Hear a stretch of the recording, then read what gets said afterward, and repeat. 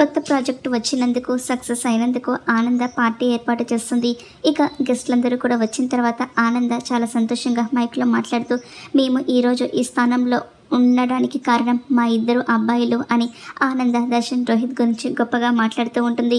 ఆ తర్వాత రోహిత్ మైక్ తీసుకొని, "ఈ ప్రాజెక్ట్ కోసం మేము చాలా కష్టపడ్డాం.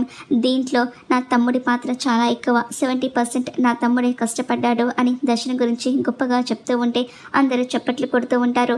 లీలావతి మాత్రం, "ఇదేంటండి, ఈ ప్రాజెక్ట్ కోసం రోహిత్ కూడా చాలా కష్టపడ్డాడు కదా, వాడి గురించి చెప్పుకోకుండా దర్శనే మొత్తం చేశాడు అన్నట్టుగా చెప్తున్నాడేంటి" అని చెప్తూ ఉంటే, దర్శన్ కూడా రోహిత్ గురించి గొప్పగా మాట్లాడతారులే, ఊరుకో అని లీలావతితో తన భర్త చెప్తూ ఉంటాడు. ఆ తర్వాత దర్శన్ మైక్ తీసుకొని మాట్లాడుతూ ఉంటాడు. "ఈ ప్రాజెక్ట్ కోసం మేమందరం కూడా కష్టపడ్డాం, కానీ ఒక వ్యక్తి వల్ల ఈ ప్రాజెక్టు మాకు దక్కింది" అని చెప్తూ ఉంటే రోహిత్ తన పేరు చెప్తాడేమో అని అనుకుంటూ ఉంటాడు.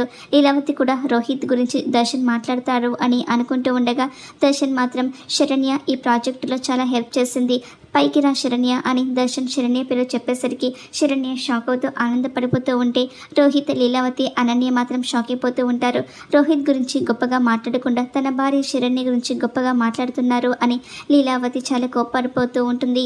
ఇక మరి దీనివల్ల కుటుంబంలో గొడవలు, మనస్పర్ధలు పెరుగుతాయా? ఏం జరుగుతుందో చూద్దాం.